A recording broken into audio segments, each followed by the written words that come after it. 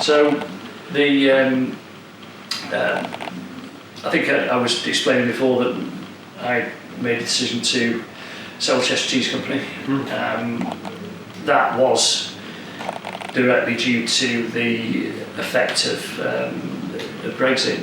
Brexit was a complete and utter disaster for every animal food producing small business in the United Kingdom, and remains that way now.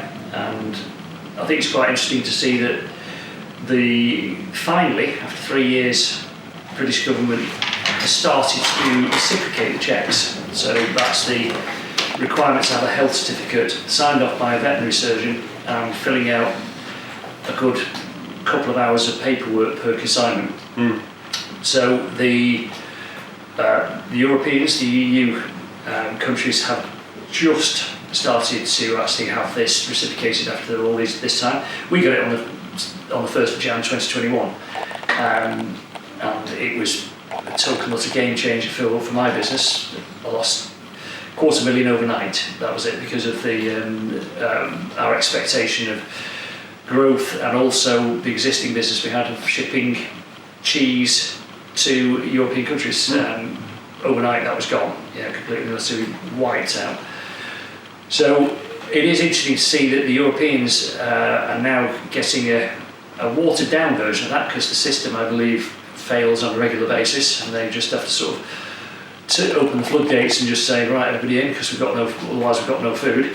But already there's a lot of small businesses in France, Italy, Germany, Belgium, etc. have all said, you know what, this is too much hard work for us now.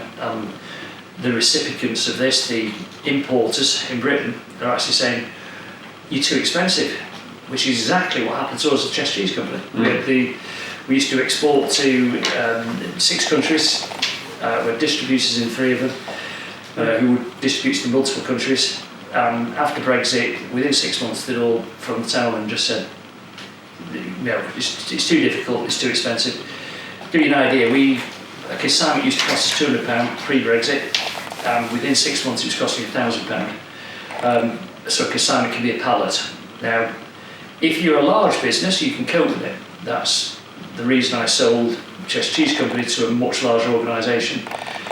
A consignment could be a container. So a container is 24 pallets. If you're a small business, you haven't got the ability to make and sell 24 pallets of anything. So it's the economy of scale that the big business benefits from, that the small business has been completely and utterly decimated by.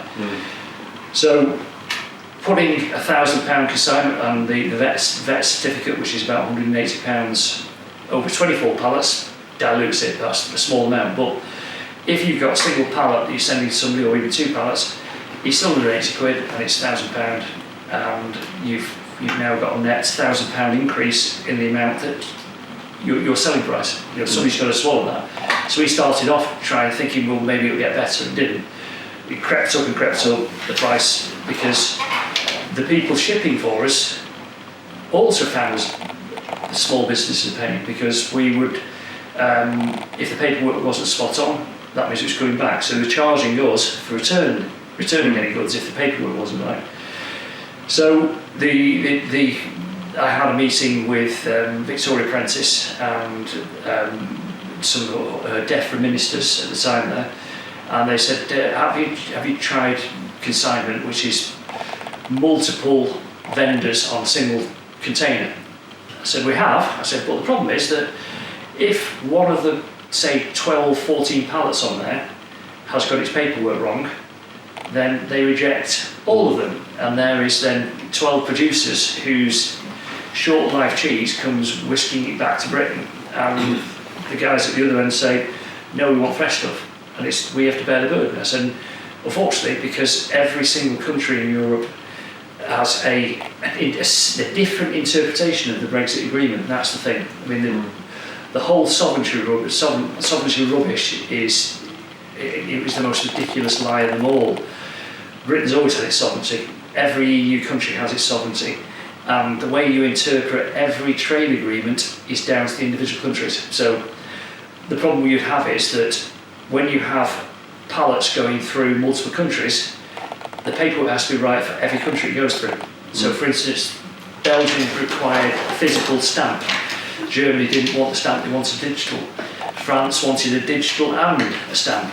So if it passes through and they do a check, they're just going to reject it. It's not got the stamp on it. So no, back to Britain you go on. So it just became too difficult then. I think mainly due to the hundreds and hundreds of interviews I did on national TV, international television, radio, newspapers, you name it, just snowballed. I became an enemy of the Conservative Party, and this was confirmed to me by several shadow ministers of the opposition who said that I'd gained such notoriety with the Conservatives that I was referred to by Boris Johnson as that bloody cheese man. So he said that I was thoroughly disliked because and Victoria Prentice said that, and a couple of other Conservative MPs I spoke to said, I'm embarrassing the Conservatives or the government. I said, no, I'm embarrassing the Conservatives, not the government, and making the country look foolish. I said, no, I think you can do that sufficiently, actually chipping in there. But then the strange things happened, like I couldn't get any planning permission to build a £600,000 investment warehouse in Macclesfield. There was a inclination that this was a reciprocation, a punishment for having embarrassed the Conservatives. There were certainly some of those people that objected to it shouldn't have objected to it because the scale was tiny. I'll leave you to go and look it up on the particular planning website to see which one seems a little odd, and then have a look at who is in the leadership of that particular organisation. I think I'm safe with that one. I was blocked from expanding my business as well. I had plans to build the money set aside. Again, I don't take loans, I don't do mortgages, don't have any reliance on banks, I have cash in the bank. 600,000 build a warehouse, expand despite all Brexit problems. And he just got knocked back. That's in Hawkshead Quarry at Sutton. And there came an opportunity to sell to Joseph Healer in Nantwich, and that's what I did. I sold the business to them. They're £120 million organisation, 500 people working there. They have a German entity. They ship over to Germany from their UK entity, and the two trade between one another. So that then left me with a sort of a loose end, as it were, because I didn't expect to have to actually go with the business, but I did have a short-term agreement with them that I would actually stay with Cheshire Cheese Company, sort of babysit it through. And but in my passion has always been classic cars for a long time, and itching at the back of my mind was, I wanted to get to the end of my tenure early with the Cheshire Cheese Company, so I could concentrate on my passion, which is the restoration of classic cars, my own, and the business that I'm involved with that restores other people's cars. So for the last 5 months now, actually, I've been sort of free of Cheshire Cheese Company, and I'm now able to sort of pursue that passion, which is classic car restoration. So the strange thing is, it's the restoration business in Hungary. Yeah, that was the question I was going to. And, what are the specifics around? Well, that, so? I met one of the most talented car restoration mechanics, I would say, it's safe to say, in the world. Actually, Laszlo has a gift, and it's not just me saying that. Other restorers are wowed by the quality of work. I met him in Macclesfield. He'd been living in the UK for 8 years with his wife. They had twins, and their twins had been born in the UK. And they were just getting to the point they were going to go to school, actually. So I met Laz, and he took on the restoration of a Jaguar XJS Lister I've got, which is a rare Jaguar XJS, and it was a wreck. Absolutely, we needed to do a lot of work on it, and it snowballed, as many things do when you have classic cars then, and a light restoration turned into what we call the nut and bolt. So that's every nut and bolt. I mean, Laz's point of view, it's nut, bolt, washer, everything. It is the most precise and detailed strip down rebuild that he does and specialises in. So consequently, I've ended up with the most highly restored Jaguar XJS in the world. Again, I can. These classic car magazines are saying that, not just me. Other owners of XJSs, etc.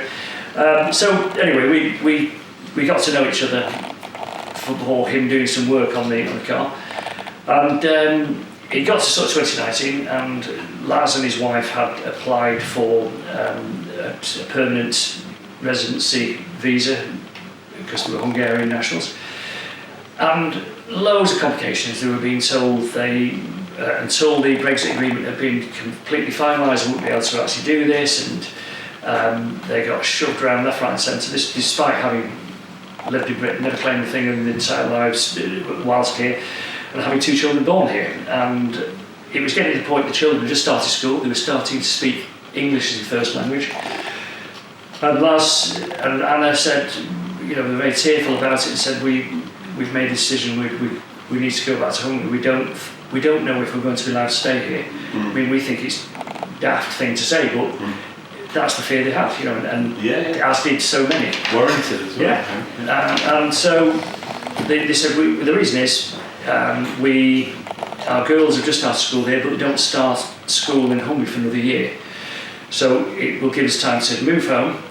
The girls will then start school in the new term, and they won't be behind. And by then, they will have spent 5-6 months in Hungary. They're Hungarian, improving around family and friends, etc. Yeah. And they bizarrely, they end up going to an international school, so they can speak. They're age 10 now, and they can speak 3 languages. It's shame on British school children, really, considering they speak 3 languages there, and they're probably going to speak a 4th one before they've left school as well. Yeah. A bit like the mum who speaks 6 languages, so just a few. Yeah, this is it. Yeah, and then we're going over there raising our voices in English. So when he said he was going over there, I said, well, you can't leave now. You've got to finish my car. I said, well, I'll take your car with me. I'm going to move to a place that's got a workshop as well.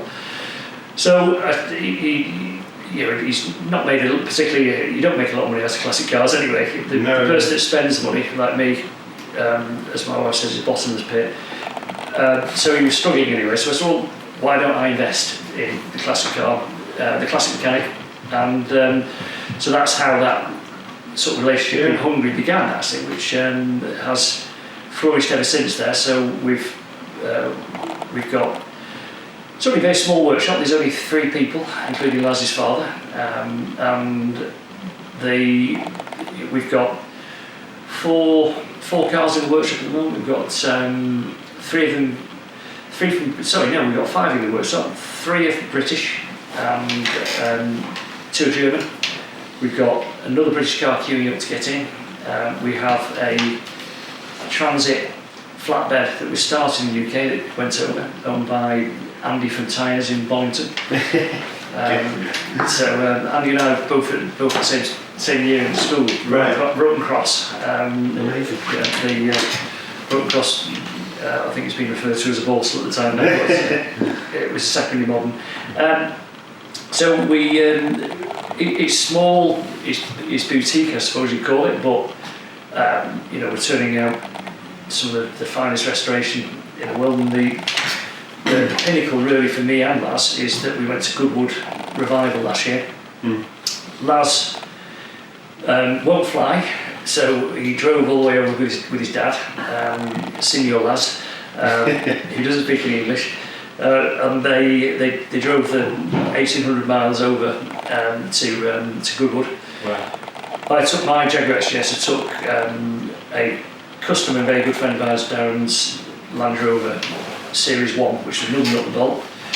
Put them on the stand, and it was phenomenal. The feedback, the response we got was absolutely out of this world. We had again restorers who referred to Laz as the restorer's restorer, because he's so good. There was competitors, engineers coming over nodding and said, "Is this the Hungarian guy?" And we're social media all over the place there, and he says, "Well, I can't say it in front of the boss, but he's good, isn't he? He really is good." And what was really good was Laz had never been sort of exposed to that level of adulation, I would say, actually, over what he's done there. And on the first day, he was in tears. This is a 6'5" Eastern European man with a neck like an assassin.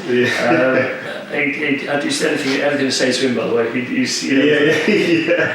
He's sort of the light blanks out when he enters a room, kind of like. And he's done the same. But he was there in tears and said, "What's up?" He said, "I can't understand why everybody's being so nice." I said, "Because you're one of the best in the world." Said, "We've been telling you this. The people who you do work for keep telling you this, but you didn't believe it." And he doesn't really go on social media. No. I said, "Everybody on social media thinks you're one of the best in the world. You didn't know it." And it was a lovely moment, actually. Both him and his dad. Quite emotional there. So we've done the NEC Classic restoration show on the NEC Classic show as well. We were asked I was asked to put a couple of cars on, just gone, which was nice to be sort of invited, and again, feedback was fantastic. This is on the XJS Club stand. So it's something I love. I think I've got. I'll be careful because my wife might listen to this. I think I've got 6 cars at the moment. That's it, just 6 cars. That's all I've got. There's one over in Hungary, a Cheshire XGS Lister wide body, the last unfinished one for the factory.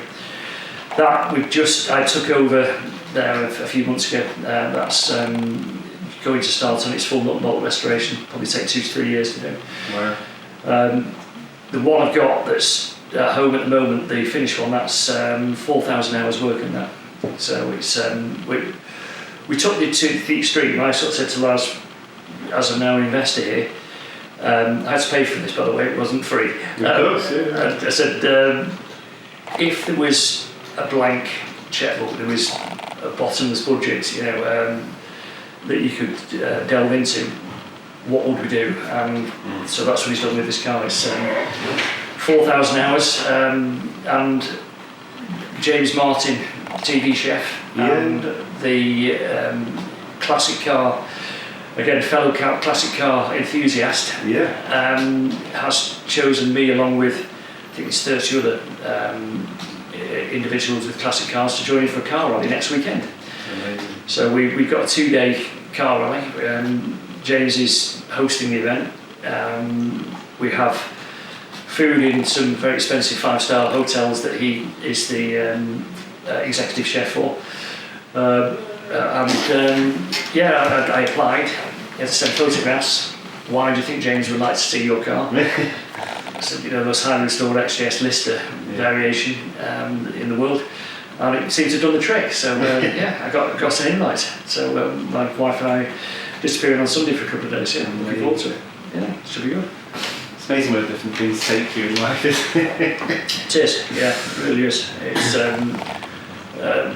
never sort of ceases to amaze me how small the world can be, especially with social media and the news.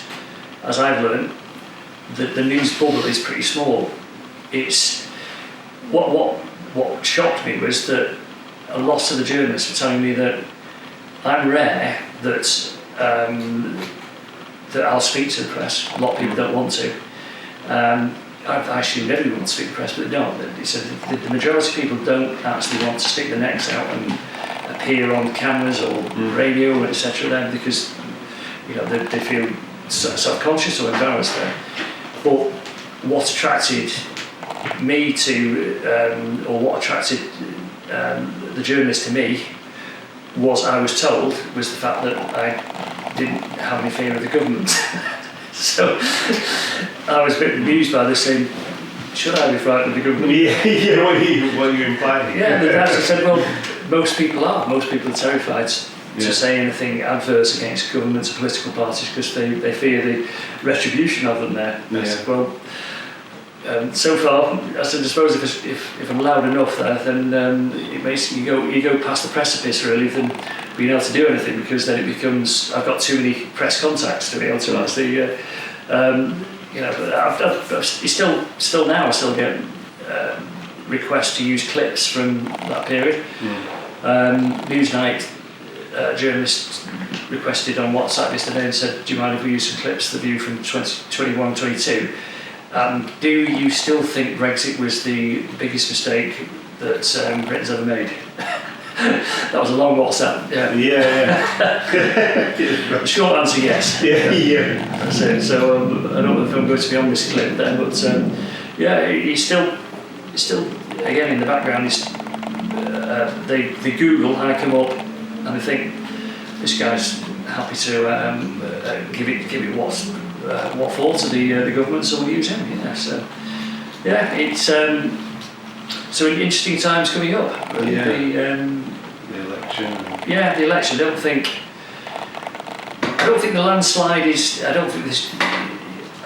think it's going to be not as big a landslide as predicted.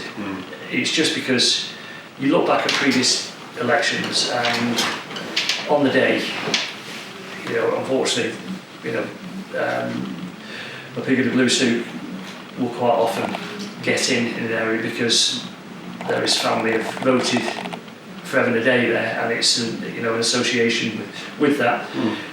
And I think it will be a Labour win. I think it'll be a majority, but I don't think it'll be 53 seats left for the Tories there. I think they will actually have. I predict probably they'll end up with about 90 to 100 seats, something like that. But be interesting to see if Macclesfield changes its colour for the first time in 106 years. That would be a major coup, and something I would welcome massively. We really would do. It's we need an MP who knows the area, lived in the area, grew up in the area, which, funny enough, Tim Locker, the Labour MP, fits all of those, and wasn't parachuted into doing exactly as he's told, which is unfortunately the current MP. Again, I've said this to him over and over again, both in email, verbally, and as many times as I could possibly there, that he doesn't stand up for Macclesfield. He does exactly what the party tells him to do, and that's what he's in there. He's no more than his own, and that's what we need to get rid of. I didn't like Winston, his predecessor, an odious man, but he was a bit of a renegade. He wouldn't do as he's told, and that's why when they kicked out Sir Nick Winston, they immediately replaced him with somebody who wasn't a Winston and would do as he's told, and that's a shame really. And that I think is the ultimate problem with MPs, is that the representation is party representation when it should be individual. It drives me mad when people say I'm voting Tory, I'm voting Labour. Well, you're not, are you? You're actually voting for the person who's going to stand up for you in Parliament and look after your area and fight for new investment, infrastructure, etc. That's what they should be doing. And the whip is the most destructive, I would say, anti-democratic thing in Britain. That is, the whip is just a bit that just I find so frustrating, so annoying. Is you're told what to do by a handful of people who are completely and utterly out of touch with the rest of the country. If you don't do as you're told, you lose your job. That's it. Nowhere else would this be allowed. You must do as I say right now, even though you don't like it and it's against your beliefs and you feel uncomfortable doing it. Otherwise, you're going to lose your job. There's nowhere else that would be seen as fair and just, other than in Parliament, which is meant to be the democratic stage for us all, representation. Do you think since Brexit, there's been the impact of it from an import-export. So has that evolved to be less destructive than it was? No, I think nothing's changed. That's the problem with I spoke again. One of my problems, which we'll talk about the mental health when we talk about mental health a bit, is I have no off switch. So it's affected my life and relationships and business, etc., in positive and many negative ways, because I'm like a red rag with a ball. Once I get hold of something, I can't let it go. That's it. I try to, but it's a again a compulsion. So when I investigated why our parcels are coming back at the beginning of the Brexit implementation in January, because nobody could tell me why. So I read through the Brexit agreement. I got in touch with the bureaucrats in the EU there, the commissioners. So I got in touch with several European commissioners and was passing information back to government ministers in Britain who wouldn't speak to the EU because Boris Johnson had basically put a cloak of silence on there. Nobody was allowed to talk about Brexit, nobody was allowed to do anything. And I know this is fact and truth because in the meeting, Victoria Prentice said it's very difficult for us at the moment because the PM, Boris Johnson, has said he wants to see everything on his desk relating to Brexit regardless before anybody makes any decisions, before any conversations can be made with the Europeans. So at the time she said, and the Europeans are very difficult, of course. I think we all realise that it's not actually them that was the difficult ones. So the European Commission said to me, look, I said, will you change the Brexit agreement, the details of it? And this commissioner I was speaking to said, absolutely. He said, we've put that offer out. This is in January, they put the offer out, and then again in February. We've said, if there is any parts of the Brexit agreement that the UK would like to change, we would like you to schedule a timetable with a list of amendments, and then we will sit down and discuss them. I said, that's fantastic, I'll tell them. No, they didn't want to discuss with them. So I got back to the EU Commissioner probably a month later, this is March, before I was going to see Victoria Prentice in this meeting. And I said, have they been in touch? She said, no. They said, well, they're blaming you. So again, this is how small politics is and how small the world can be there. I said, well, they're blaming you. So the EU commissioners put out a press release and a letter onto their website because of the conversation I'd had. This is how bizarre and small, it's the butterfly effect, saying that to date they have made numerous offers for renegotiation of the Brexit deal, and in particular in connection with the Northern Ireland situation. And to date, the British government has failed to make any responses or any indication that it's going to actually to make any offers to actually amend the agreement. To which I was told, well, these EU people are just so awkward in this meeting. Well, surely you have to meet them halfway at some point. You have to cross the middle. So I then try to find putting cheese to one side there. We then had problems getting cars out of the UK to Europe for repair and restoration and return. It's the most complicated, complex, unanswered question that still remains. So I ended up talking to the Hungarian ambassador, the British ambassador, trying to get those two to actually have a conversation. Again, here's an example of no off switch here. You can track people down and speak to them if you try hard enough. You just got to be persistent, and persistence is omnipotence, I always say. Trying to get them to have a conversation to try and find. They're sort of saying, well, we're not sure. They're saying, well, we're not sure. the head of the DTI, Department of Trade Industry, Andrew Rowe, I spoke to him, and Andrew, from there he couldn't really offer anything either. He said, I know it's ridiculous, there doesn't seem to be a method for what you want to do. So it's not just me, it's lots of other people. So I ended up asking a friend of mine, Lord Waverley, who again had met because of the Brexit debacle. JD, as he's known, is a crossbencher.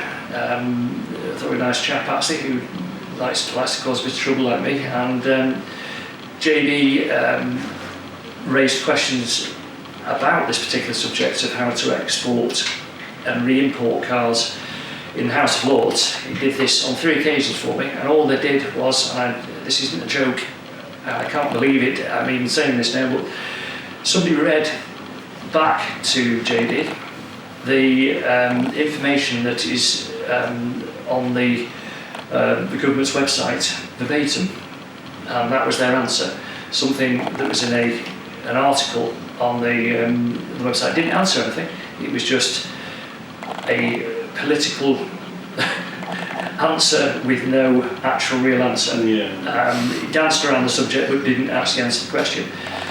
So JD asked them again, and again they came back with some nonsensical answer, which even today there isn't actually any clear method. It's full of interpretation, and that's the problem with a lot of these agreements.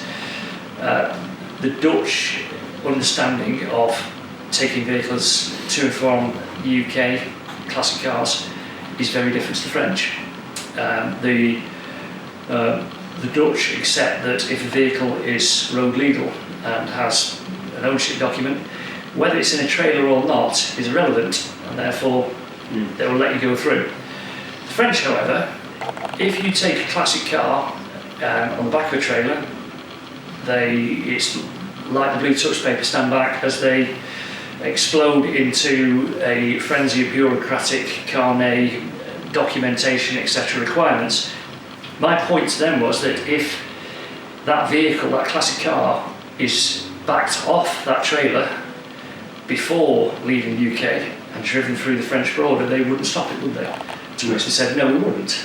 So the very fact that putting that same vehicle onto a trailer, you're saying now attracts lots of paperwork and a deposit and potential taxation, and basically some money set aside just in case you go and sell it overseas. Then I said, well, you won't stop the vehicle if it drives through, because you'd have, if it was Le Mans Classic, how would they stop 7,000 cars and check each paperwork? Wouldn't do it. So it's farcical. It shouldn't even exist at the end of the day. There are ways to actually police the sale of the vehicles, because it would change ownership to an EU individual. At that point, they could trigger then, there's taxation, import duty due on that. Not trying to sort of shoehorn money out of somebody at the border, the customs. So I've experienced that, and that is an example of how difficult it's become. Still to this day, the only businesses that can commercially export animal foodstuffs are large organisations. It's just impossible for anybody smaller. There's ways around it. Yes, you use consolidation and consignment, where you put lots of pallets onto one. There's loads of risks involved with it. You can't get insurance for it because the insurers say, well, we're not covering for that. That's way out of the risk scale. So it's really risky for small business. And unfortunately, the current government doesn't like small business, despite it contributing over 50% of the UK's revenue is from small business in this country. Yet, small businesses have during the last 14 years been treated as second-class citizens. They've been treated absolutely atrociously. We are the consequential victims of Brexit. We were thrown to the wolves at the benefit of very, very wealthy individuals and large organisations that could afford to actually continue to trade. So No, and one of the first things that I expect Labour to do is improve and make our trading partnership with Europe strong again, get rid of the barriers. I have spoken to several ministers, shadow ministers, who have asked my advice. Again, I find it bizarre that I'm taking phone conversations in my office at home. You remember the cheese guy? He'll talk to you. Hello, I'm the shadow minister for trade. Have you got 5 minutes? Yes, fine. Yeah. And they're asking all the right questions. What would make a small business? What would improve the ability for a small business in Britain to trade with Europe? I said, well, align our food standards.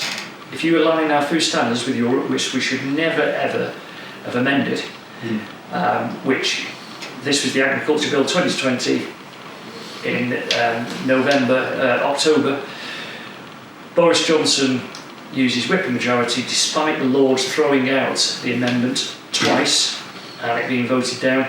He used the whipping majority to force an amendment to the Agriculture Bill, which said that the government could reduce Britain's food standards to facilitate and accommodate a trade deal, a significant trade deal. Now that significant trade deal was Boris Johnson's expectation of a trade deal with the Trump US administration.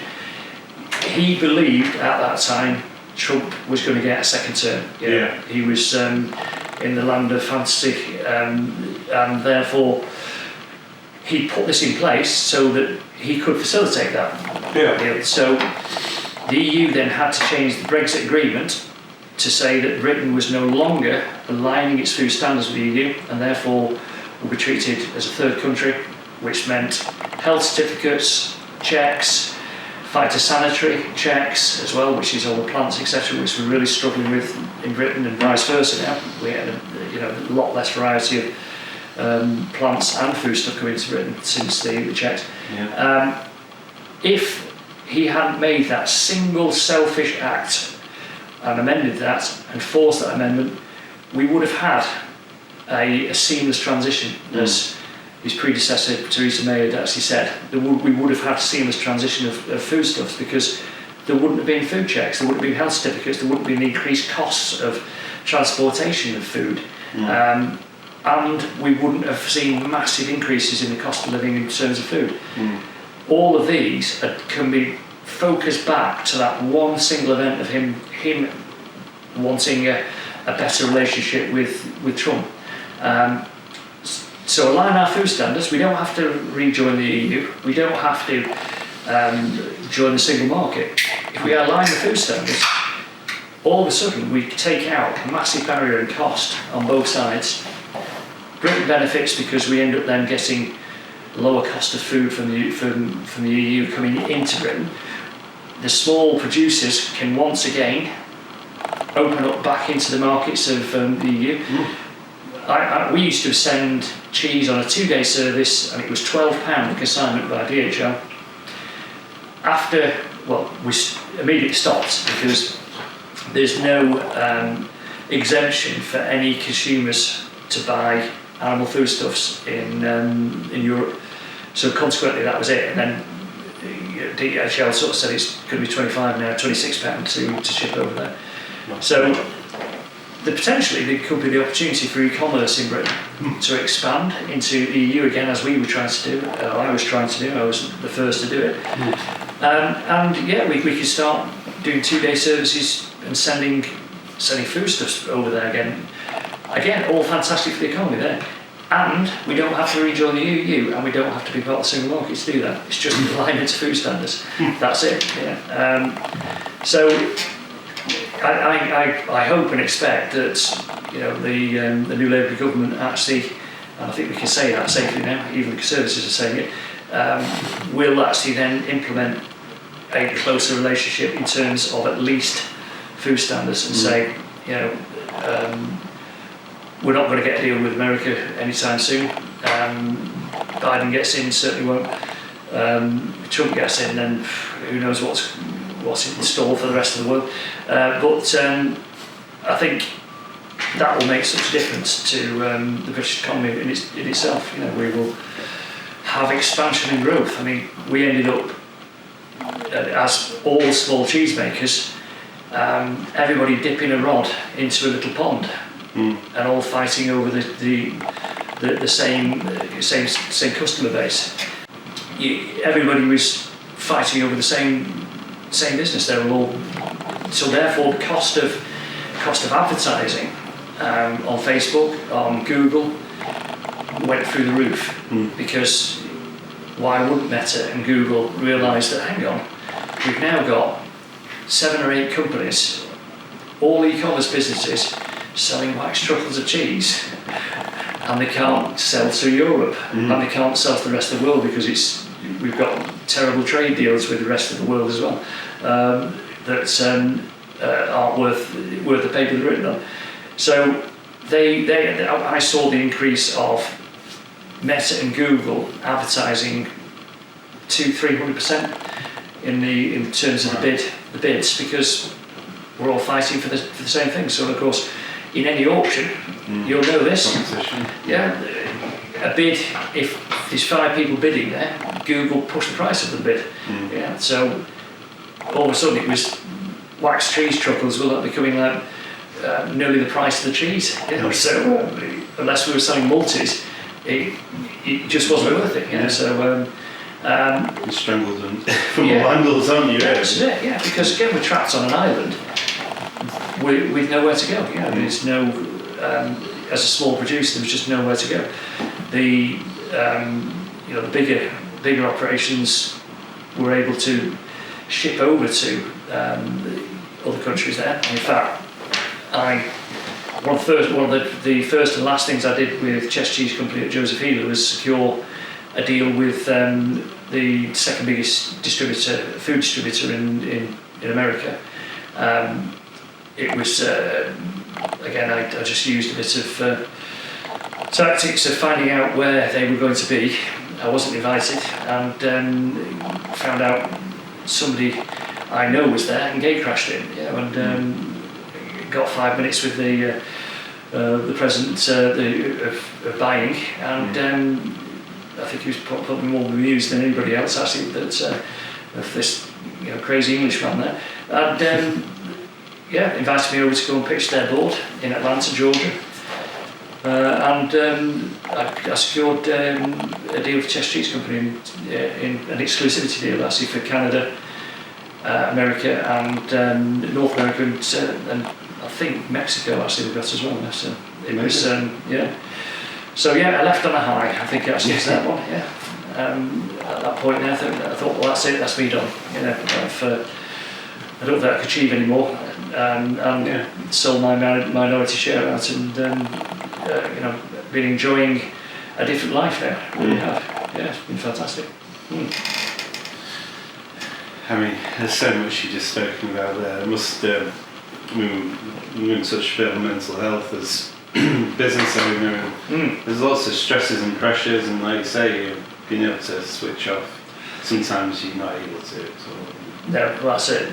I mean, my lack of an off switch has been a hindrance. I'm very open about the fact I'm a 7 year sober recovering alcoholic. Right. So the best thing that ever happened to me was getting myself sober. I've had the most successful 7 years in my life, without a doubt. I've done more in 7 years than the previous 20 odd years in business.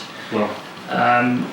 And it was a spiral I was stuck in of alcoholism. And the thing is, I'm not alone. I mean, if you're a successful businessman, people forgive you being an alcoholic because people say phrases like, he likes to drink, well, he deserves it, he works hard, play hard. There's hundreds of colloquialisms for alcoholism that all garner forgiveness if you've got money, and that's what is the difference between me as an alcoholic and somebody in the park, fate, circumstance, and luck to a certain extent, and where you were born and what you did, really, because at the end of the day, those guys in the park have the same issue as I've got. I'm an addict, alcohol addict, and I will be for the rest of my life. I can never have a drink again. The difference was I could afford to buy a lot more booze, and I could also afford to buy very expensive alcohol. Because if you're drinking expensive alcohol, you're not an alcoholic, apparently. So if you've got a 30 quid bottle of wine or a £70 bottle of champagne, and you drink 3 or 4 of those, then that's perfectly right. If you're drinking 8 cans of special brew in the park, people shake their heads and say, "Look at the state of him." There's no difference. The guy drinking 60 quid bottles of champagne and the guy living homeless or up with a dog drinking 8 cans of special brew has exactly the same illness. It's just, unfortunately, he hasn't had the luck or circumstance that the person with a lot of money has. Not knocking it. There's no luck involved with making money from nothing. I started with 400 quid.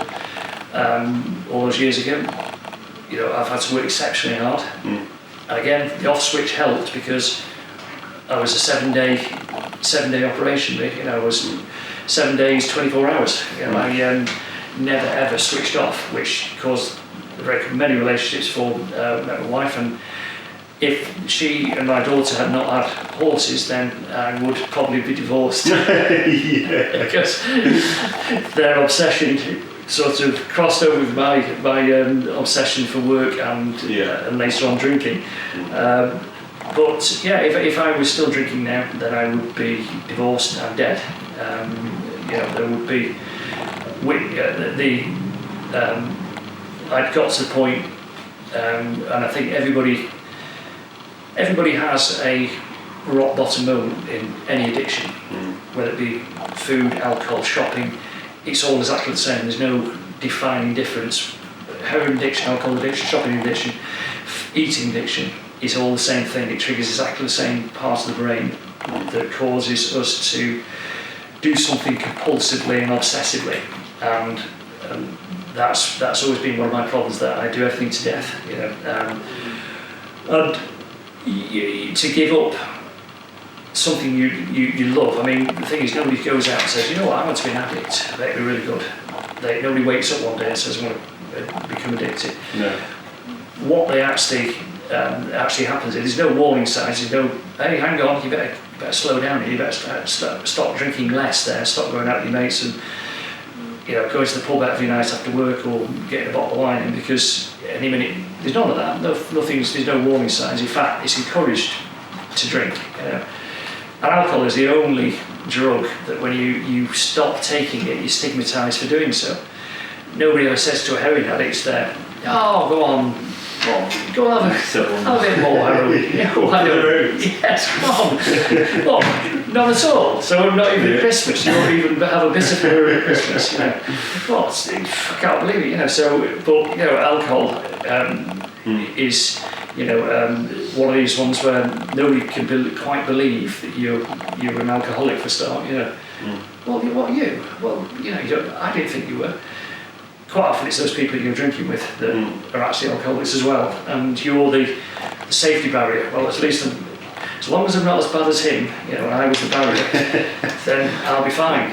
I'll be okay. I can't have a problem because I'm not as bad as him. So you take me, the barrier, out of the way, and there's panic there because the people saying you're not an alcoholic. They're the new barrier. And the next set of people are thinking, well, as long as I'm not as bad as him, then they move up a level because I've moved out the equation. So you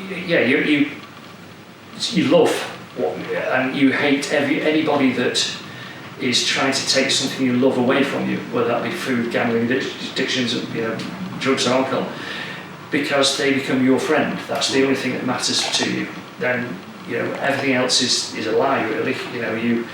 You lie to continue your habit, your addiction, and therefore to break that cycle needs quite often, most of the time, every time, I would say, is a rock bottom moment, a defining, this is it, I can't do this any longer.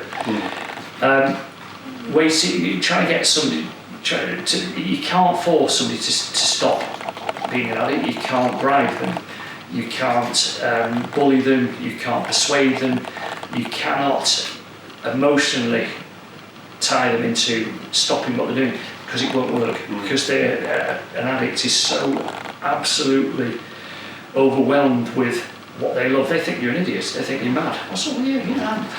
I'm not doing what I'm doing, is not bad. In fact, I pass out in most places I went to.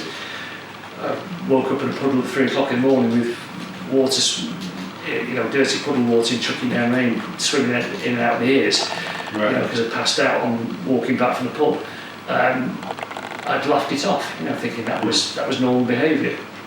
A few too many, whatever. I wouldn't accept, the fact that every time I went out on an ARB, alcohol-related blackout, I would remember 50% of the night and 50% none of it. But people would say, "You didn't seem too bad." And I'd say, "And you are." Sorry, I don't know. This is. I just thought that was part of having a laugh. It was great, everything. And I had a rock bottom moment when it's a spiral, and alcohol is a depressant, and it makes you accept the depressed. So to beat the depression, you then have another drink, and it makes you feel slightly better, and then you feel even more depressed, and then you have more to drink to make you feel better, and then this spiral is increasing. So to beat the depression, you have a drink, then you feel relaxed and happy again, but then you come down because you have a hangover. And it's actually, I've learned later on, it's GABA receptors in our brain there. So a hangover is alcohol blocking GABA receptors. So GABA is our fight or flight hormone in our body and our system, and the GABA is the bit that says this is dangerous, you need to do one, or don't go and have a go at that massive bloke over there because he's going to probably kill you. So it removes inhibition as well, when you block GABA. So that's why people have a drink. They will do really embarrassing things. They will go and have a go at some bloke 5 times bigger than them. They do very stupid things, but they're relaxed, and that's what they feel, relaxed. So, but what happens is the GABA doesn't go away. It blocks it until you start to sober up, and then it comes back. So your hangover is a massive rush of that anxiety-inducing GABA that comes in, gives you a hangover, and makes you feel rotten. Oh God, I'm never doing that again. I say, what's up with me? It's a terrible hangover. You then waste the whole day slumped on the settee, feeling terrible, eating stodgy food, watching Netflix. That's it. You've ruined and wasted the whole day. And I've done many of those. Far too many in the past. So I was bleakly, manically depressed, but putting a smiling face on things, and I got to the point that I decided the only thing that was going to work for me was to kill myself. I was going to have to take my own life. So I have shotguns at home. I still have shotguns, and I fully planned, my wife and daughter away. I was going to end it all. That's how miserable life had become for me. So no reason. Really, if you think about it, you couldn't. Well, I was successful. I had a loving wife, family, friends. I went out, got drunk.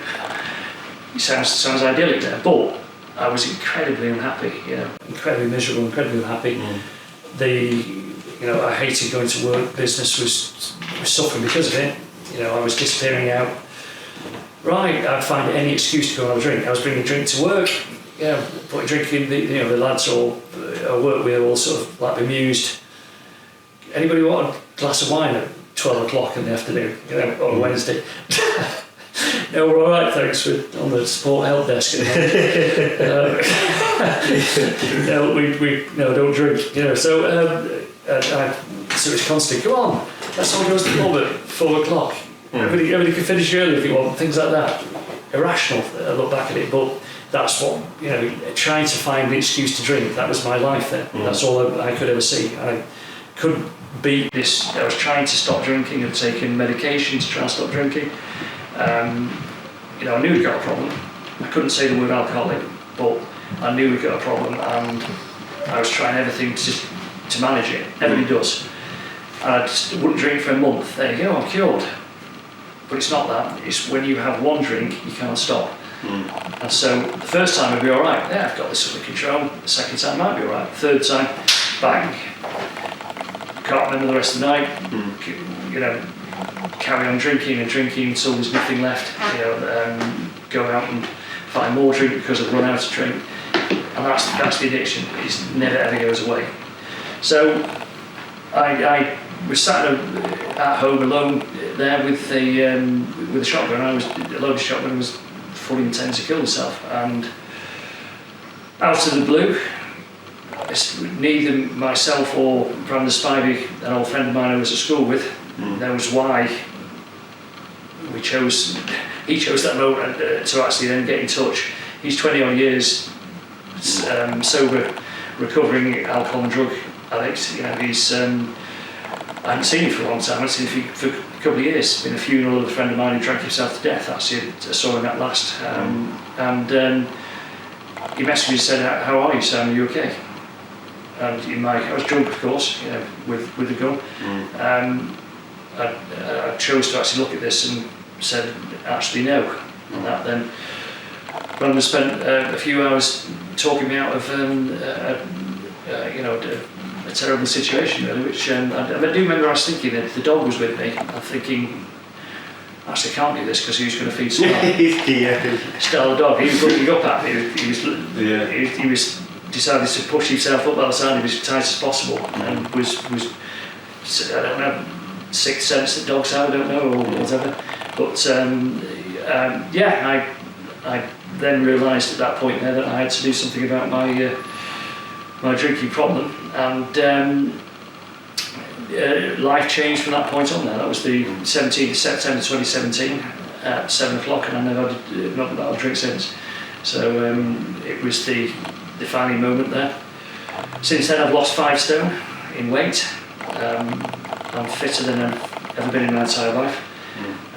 Partly due to joining a rather excellent running club, which there's a chap here who's actually recording this at the moment. Actually, George knows very, very well. He's also a star of our running club there. I joined there 6 years ago with Matt Rigby, and just started to get fit. And I'd run quite a few years back. Actually, 2002 was the last time I'd run the Winslow Half Marathon, and I stopped running to concentrate full time on becoming an alcoholic. Actually, I think that's what it was. I wanted to actually really hone my skills at alcoholism. I look back, and that's the curve really that actually happened there. So I thought, I'll get back into running there. I've been going to the gym, lost quite a bit of weight and so on, and met Matt because my wife was meant to be running the Winslow 10k, and she pulled out, and I stepped in. Met Matt Rigby, and then that sort of really changed my life. I've been running regularly 2, 3, 4 times a week ever since, actually, since sort of 2018 in November. I was running a bit before then, but it's again no off switch. So not only did I have to actually then run every race under the sun, 5k, 10k, half marathons, 20-30 races per year, with medals, just because again no off switch then. Every time I went for a run, I had to recreate Chariots of Fire. There was I had to punish myself every time. Many races I finished in tears because there was a lot of emotion around. My survival really. Involved, it was massive therapy, really. It was. That was it. I was driven to sort of, in a way, amend my life and live life, because it was so close to actually ending it. That's the thing. And It's been one of the most defining things of my life there. It's taught me a heck of a lot, and that is that I've become a UK athletics running coach. Yeah, can't just leave it a bit go running. Yeah, you get a run. Yes, I have to get a qualification. So Matt and I and Katrina, the three run clubbers, sort of coaches there, we've all got UK athletics qualifications there, and it's a fantastic group of people there. There's I think about 45, 50 people in the club. We run at different intermediate levels, from couch to 5k, which I really love, and then we've got alphas and inters. We've got George here who runs alphas and inters with me now. He started off. Did you start at couch to 5k? C to 5s? Or coming out pretty much. I did his online program. That's it. Yeah, that's the one. So what is fantastic for me, I love this. Obviously I don't get paid for any of this because I don't want to be paid for it. Is that couch to 5Ks will meet up on the Saturday outside the Asby where we're doing one of the courses, and this group of people haven't ever run or haven't run for donkey's years. They're really unfit, and they can't run half a mile, they can't run a quarter of a mile, they can only run a short bit of distance before, as in their words, they're feeling like death, feel like they're going to die, can't breathe, etc, etc. And it's found encouraging to say, look, you won't believe this, but in 6 weeks you'll be running 5 kilometres, you'll be running 5k at the park run. No, we won't be. You will, I promise you. And seeing the difference in these people who, on week 6, or his 7th week, we actually run the park run. Week 6, these people who could not run more than a quarter mile, half a mile, chatting to one another, doing their inaugural sort of 4.5 kilometres, and able to run and talk at the same time. And I sort of smile and say, so do you know why I'm smiling? And they go, why? It's because what we've done. I said, I'm smiling because you all said you were going to die if you had to run anymore, and here you are, all of you, chatting away, and all of a sudden they don't realise, you go, oh my God, we are, aren't we? Yeah. So you're running and you're talking. There you go. You never thought you'd be able to do that. That's how quick you can change your life, you see, within 6 weeks. And the great thing is a lot of those people then stay on to go to alphas, then into the inters, and some that have left, that have moved through the groups there, are in inters and are running marathons. You've got George training for a marathon at the moment. He started off the same. He couldn't run. I was saying you couldn't run probably half a mile, could you? When he started off. First time we met, he was twice the man he is now. Yes. Because he's half the man. And that wasn't that long ago, was it? Yeah. No. This is it. That's the great thing about it. Actually, when we running on your own is okay, but you very easily find an excuse not to do it. And when you run as a group and you've committed to turning up for that group, it encourages you to go to, even when it's raining or when it's snowing. We've run in snow, we've run in sleet, we've run in -2, -3, and you feel the obligation to go out because there's a WhatsApp group that you have to mute because there's so much noise going on with it. But people are, excited about running as a group there because we're pack animals. So we like running. It's ingrained into our DNA somewhere. Is when one person runs, we used to do it because there was either fear of being killed by something or we're going to kill something. So the ancient art of running is that we do it for safety, but we also do it for food as well. So I think that's still ingrained. So when we run, we get this feeling of comfort. We're all together in a group, So and that's why it's so popular, because of it. So it's really good. The experience of anything is heightened by experiencing it with someone else. It is, yeah, absolutely. Running has massively helped my mental health. Would I ever drink again? No, I wouldn't. I understand and accept people drink. I'll never, I'll never sort of do down people wanting a drink there, but it does irritate me when people don't actually realise the damage they're doing to themselves. You know, I truly believe, having stopped drinking, this isn't a born again non-drinker sort of statement, but alcohol is the new smoking. You know, there's 7 forms of cancer that have been identified from drinking alcohol. The drinks industry is suppressing it, despite them having drink-aware sites and putting drink-aware there. They put very, very little effort into that because, you know, there's so much money investing in it. There is, you know, a continent and of wealth involved in this thing there. But I find it very interesting. 7 years ago, there was two non-alcoholic beers. That was it. Both as terrible as each other. We look now. Everybody has a non-alcoholic version. There is non-alcoholic whiskies, gin, vodka, rum. Every beer manufacturer has a zero. The reason I think they're doing it is, one, there is a tide of change, but I think it comes down to, if you've learned from the Philip Morris scenario, I believe they're being sued at any one time for billions from in 300, 400 countries there, because Philip Morris knew that their cigarettes were causing cancer, but failed to let their consumers know that and have a choice. So the drinks industry knows that there are 7 forms of cancer can be formed from drinking alcohol, and I think their lawyers have said, you need to give them an option.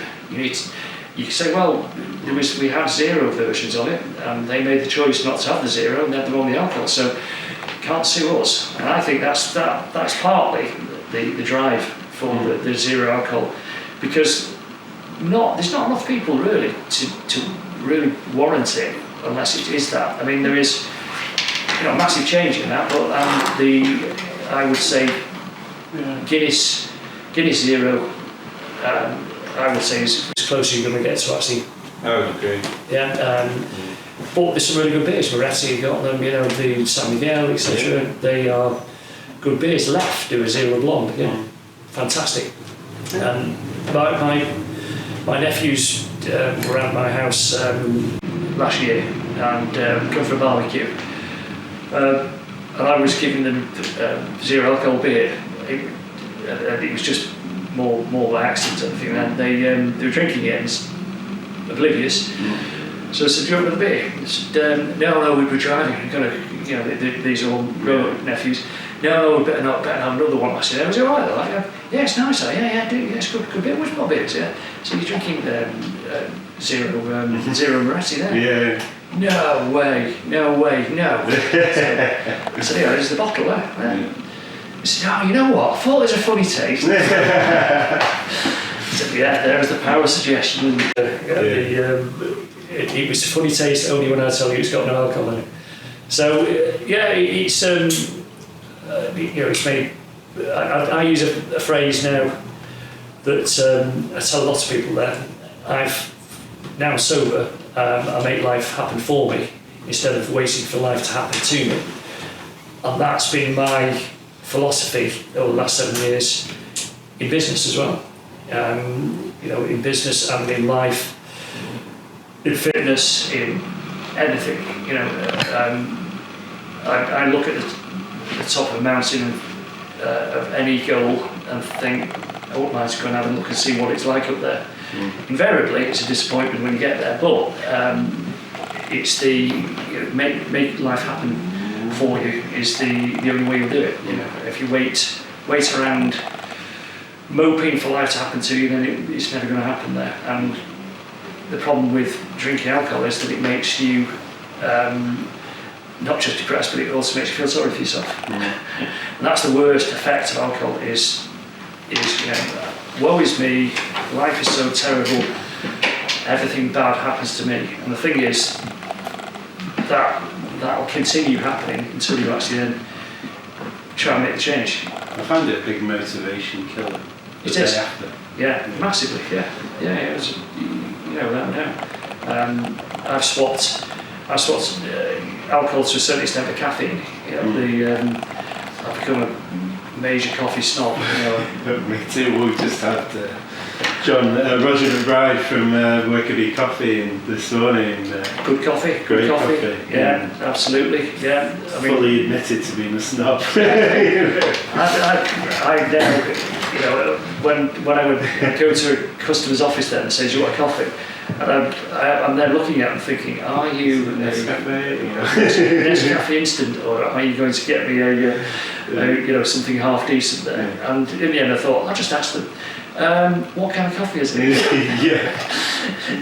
So they look quite shocked. So you have to then follow it up with, "It's just that I don't drink instant coffee." I'm not trying to be elitist or anything like that. I just I'm picky about what to drink. Yeah.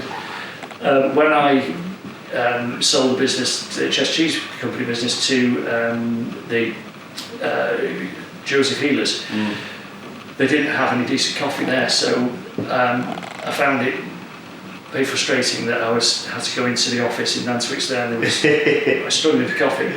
So I at home I've got a bean to cup, expensive coffee machine. Brilliant coffee beans in there, it puts the discs out, it's all very clean, but it makes fantastic coffee. I bought another one just for the office, out of my own money there, which I did take away with when I left that. But because I was losing the will really, because I thought, well, what's important to me in life? Good coffee. So you have to go to the office, which I didn't really like particularly. So I have to go to the office and then there's no good coffee. Right. I'll do something about it. Do something about it. What I need to do?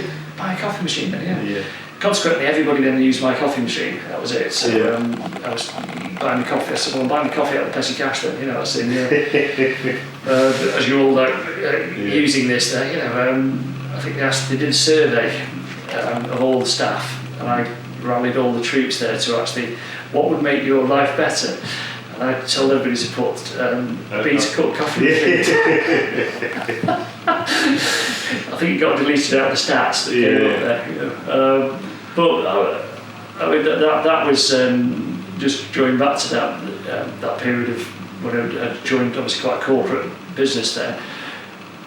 My style was very different to the Healers corporate style there, and the MD, and we did sort of clash about that. I like big numbers of people to be completely autonomous. I like really flat hierarchy, loads of autonomy, loads of ability to make decisions without having to go through a process, etc. there, because I think that's the most creative way for people to work.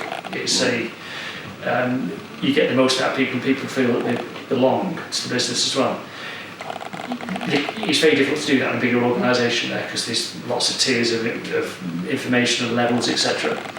But I've continued to try and maintain that then, and then there was a big sort of employee satisfaction, and I still take great pleasure in the fact that Cheshire Cheese Company came back as employee satisfaction 98%, and the next one was like 83 in another department. So I was very pleased about that one. That my renegade approach, and which is, I do miss the guys there actually anyway, because they were my SAS team, as I call them, the SAS marketing team. Yeah. But again, I said to all of them there again, I kept saying to them, when they said, "What should we do?" I said, "No, what do you think? What do you think you should do?" I'll throw it back to you. I've got an idea, but you tell me what if it's not right, what does it matter? Because at the end of the day, we all have an opinion, put the opinions in, and then we debate it. My opinion might not be the best one.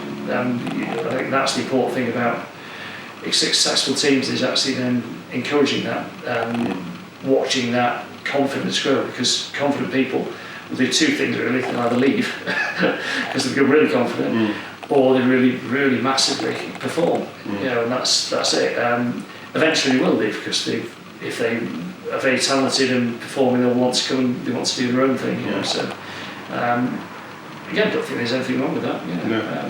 There has to be that sort of mix to make business boom in Britain, really, isn't there? Amazing. Well, we've covered some topics there, haven't we? The second one. Yeah, jumps about again.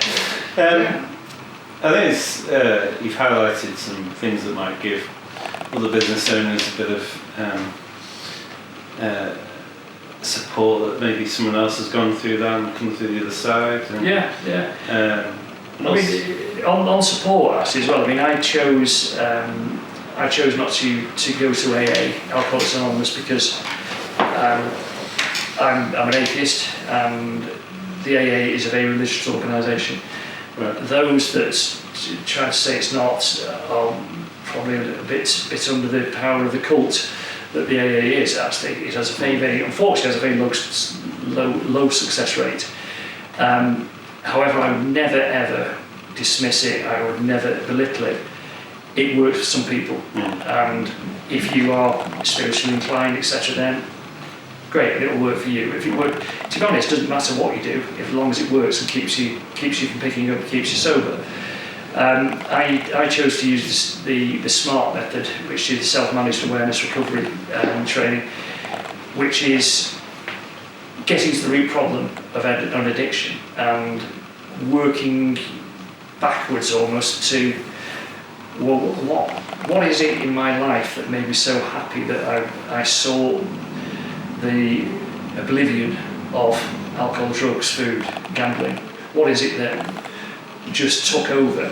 You know, and there will always be something that you can work back to and eliminate.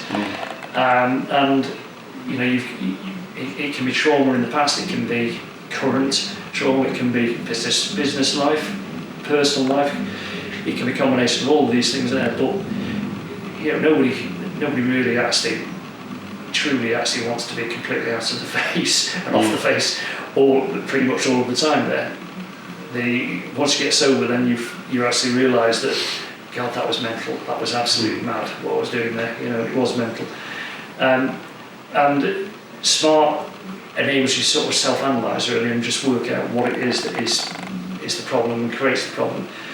So I decided that I would be as open as possible to try and help other people. I remember putting a post in LinkedIn about year 3 and saying, look, it's all right to be not all right. It's all right to have a problem with alcoholism, with drugs, whatever addiction.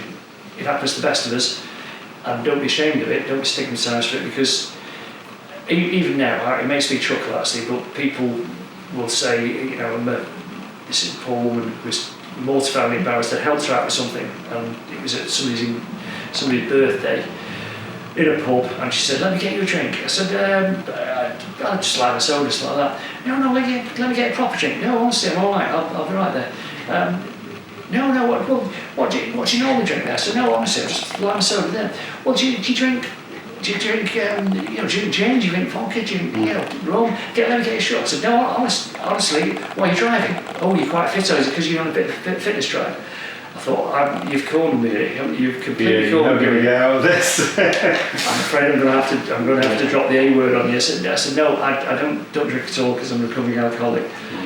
It was as if I slapped the woman around the face as hard as possible and then kicked her on the way out, kind of thing there. She was absolutely mortified.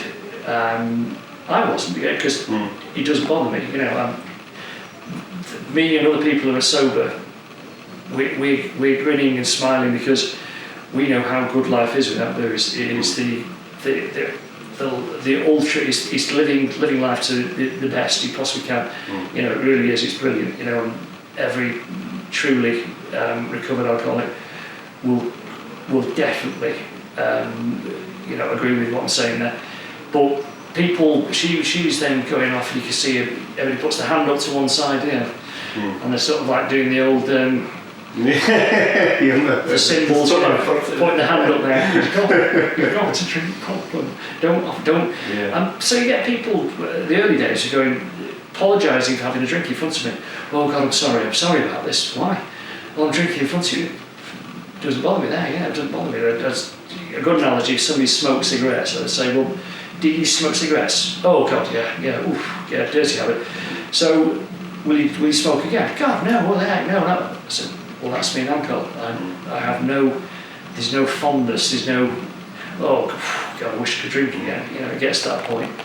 But the LinkedIn article, I was stunned. I had 9,000 comments on it, 16,000 likes, thumbs up, and I think there was 3 negative comments out of the 9,000 there. But luckily I didn't have to actually respond to those because everybody else did on my behalf, and absolutely destroyed these people. You know that, you know, and I realise now that you'll see this in workplace, you'll see it in life generally. Really negative people are incredibly unhappy people. So if somebody's negative and somebody will belittle you or try to say what you've done is lesser than than could be. Typically they're doing it because they're incredibly unhappy and they're really depressed. And being depressed is the most lonely place on the planet. So therefore, what do you want to do? You want to feel less lonely. So if you can make that other person as slightly more miserable than they are and make them unhappy, then you feel comfort in the fact they're now as miserable as you are, and therefore I don't feel as lonely. And I would say 99% of people who are negative are actually fall into that category. And removing negativity is been another driver for me, another one of the philosophies there. When I'm feeling sorry for myself, I'll just think, come on, snap yourself out of this there. Right, what do we do to put this right then? You face the same shit, but you just deal with it in a better way when you're sober. That's what I would say. That's true. Well, thanks so much for coming on. Yeah, my pleasure. Really enjoyed it. I mean, like I said in the email, you live life. Definitely live life. It's not over yet. Definitely. Yeah. I've got a lot. So much. I drive my wife mad because she said everything I do has to be 100 miles an hour, and it's all or nothing. I can tell when she's at the threshold of tolerance there. I mean, right down to landscaping the back of the house, which used to be a pub. I just said, this is it, we're doing it. 120 tons of debris has come out because part of the car park was still underneath it, so that's all gone. I'm out there with a mini digger. I wasn't doing 120 tons. Other guys friends of mine doing it there. We had 40 trailers with tractors on it. We've got the local farmers in Rushton Spencer all joining in there. It was driving my 2 neighbours to distraction. Taking them out for a meal tonight, actually, to say thank you for the 2 weeks of upheaval.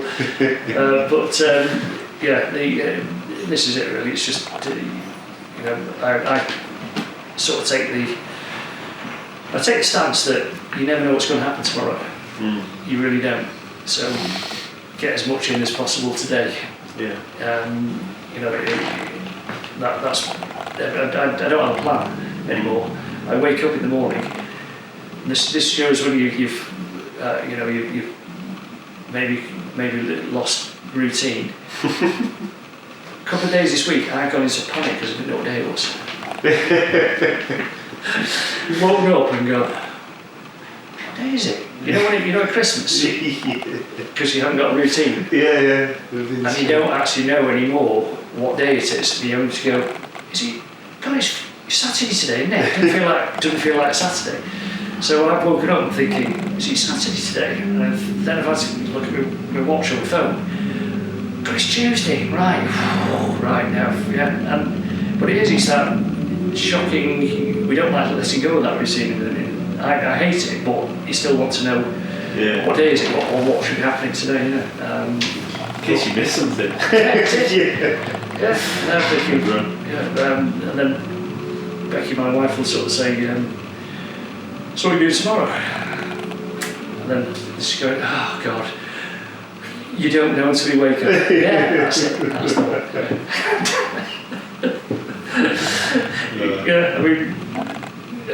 30 minutes before I came here, I had rigger boots on, green khaki shorts and a t-shirt. I've sprayed a bit deodorant before I came out, and I was unloading a Juson's wagon with me. Yeah, so